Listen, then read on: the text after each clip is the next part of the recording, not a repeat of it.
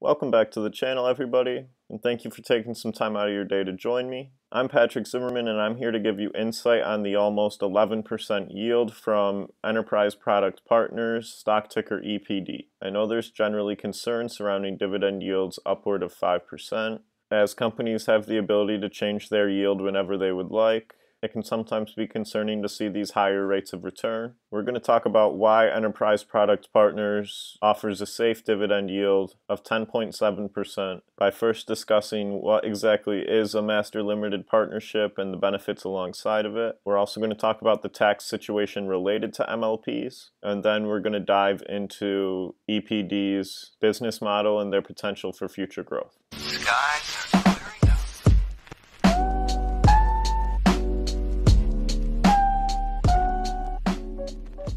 So master limited partnerships trade exactly like stocks. You'll be able to buy them from your brokerage account, but the benefit of purchasing a unit from an MLP is that you don't necessarily have to pay taxes on it for some period of time. Because master limited partnerships must fall into the natural resource and real estate sectors, they are a great way to produce steady income streams through distributions. Enterprise Product Partners is in the natural resource sector, as they are a midstream pipeline company. If you would like some more information on real estate investment trusts and REITs, I did a great stock analysis on Store Capital last week, and I urge you to check that out after this video. The link will be in the description. There are two different types of partners involved in master limited partnerships, and they're flip-flopped here. But the first are the general partners, which have the responsibility of actually managing the business, as well as the day-to-day scenarios which they have to juggle for the partnership to succeed. The second type of partner, the limited partner, is what you become when you purchase a unit of the master limited partnership, meaning you don't have any management responsibilities,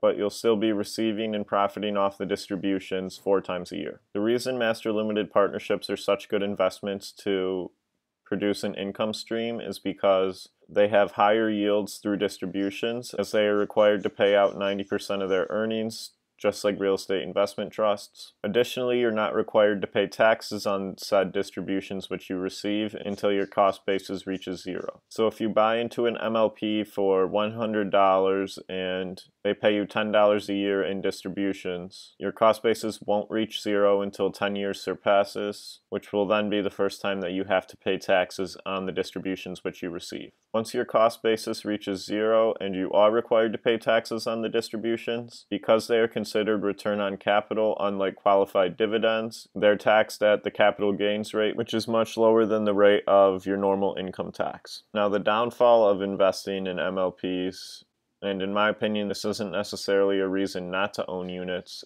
is that the unit holders or limited partners are responsible for their portion of the income tax on the master limited partnership's earnings. This does have a silver lining, as the corporate structure of a master limited partnership does not have to pay taxes on the earnings itself, meaning they often have room to grow with that extra cash which they are not paying out as distributions. And likewise, the money spent, which the master limited partnership treats as a deduction, is also passed on to the unit holders, lowering their tax costs when that time comes. These points are just reiterating on what I explained earlier, that quarterly distributions are considered return of capital. Therefore, unit holders are not subject to pay their income tax rate, and when you sell out of your position, any profit received alongside the distributions is taxed at the capital gains rate, which is much lower. Here's the 1-year chart for Enterprise Product Partners, again stock ticker EPD. They're currently trading at $16.50. You can see they took a big hit in March resulting from the coronavirus crash, and in my opinion they are still trading on sale. I think this is a great time to get in, as they're still distributing that 10.7% yield. In addition to the 10.7% yield,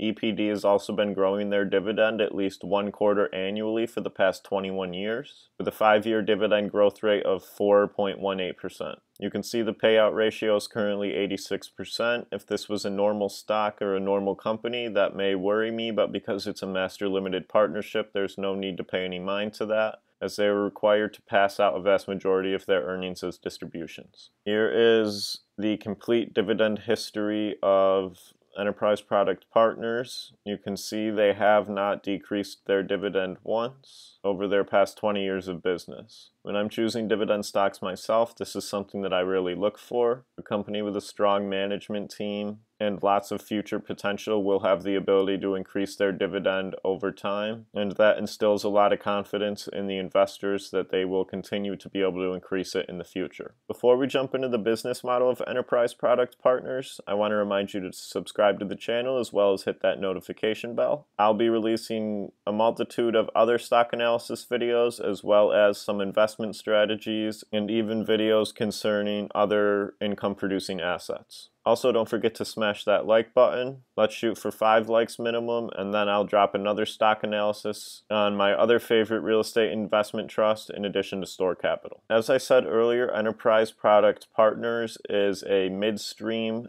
pipeline company. Midstream companies mainly concern themselves with the shipping and storage of oil and other natural resources. This is one of the reasons that I'm so bullish on EPD, is because although a few months ago oil prices went into the negative value and distributors were having a difficult time moving their oil, Enterprise Product Partners does not necessarily have to sell the oil which is pumped. Their profit comes from fees of other companies using their pipelines to move the oil, as well as fees from having the ability to store said natural resources. You can see this map of the United States here with all their pipelines drawn out. They have roughly 50,000 miles of pipeline for natural gas, crude oil, as well as petrochemicals and other refined products. Although most of the natural gas lines just consist in Texas, they have other liquid pipelines through most of the Midwest, the central states, as well as a multitude reaching all the way to the East Coast. I like to see this diversification in case something bad happens in one state. They still have pipelines in other states, and they retain ability to continue to make money through disastrous situations. Here are 2 pie charts from Enterprise Product Partners concerning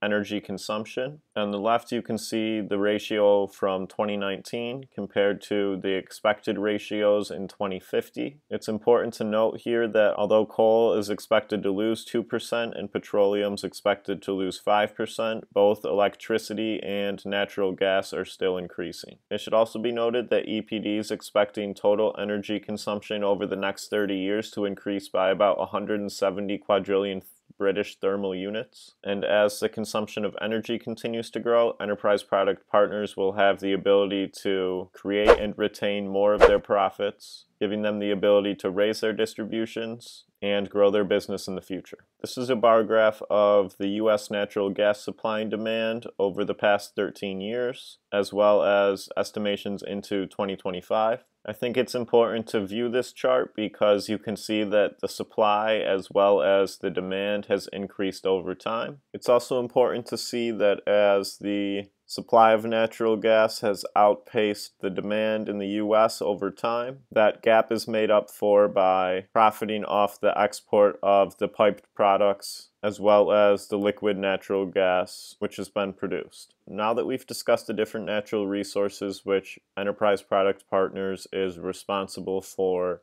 shipping and storing, I want to look at some of the direct uses from said natural resources as well as the products which may come of them. You can see on this chart here that a lot of the direct uses from the natural gas itself, as well as the NGLs or the liquids separated from the natural gas, revolve around heating and cooking, as well as vehicle fuel. These are all things that will not be phased out anytime soon. I know that as of late we've seen this big rush with Tesla towards electric vehicles, but a complete switch in that direction is still years to come, and even when that does happen, these natural resources still have plenty of other direct uses such as feedstock. Butanes are used for propellant and refrigerants, and these uses are necessary in a multitude of other industries. Just to list off here some of the end uses and products which will be produced: fertilizer, paints, glue, coatings from the natural gas, food packaging, prosthetics, water pipes, those are all necessary. Those will all be necessary in the future and impossible to phase out. Durable products and consumer electronics from the propane. Butanes are responsible for special additives. And crude oil is necessary for a vast majority of things such as gasoline, heating oil, kerosene, jet fuel. We even see materials such as plastics and nylons listed there. Now that we've touched on why enterprise product partners and midstream pipeline companies are necessary in our current society today, I want to talk about how EPD is subject to growth in the future. As of 2019, they had $5.6 billion of projects under construction. About 4 of those are subject to finish in 2020, and you can see they have projects planned out all the way till 2023. Additionally, it's important to note that they're not only building out one side of their business.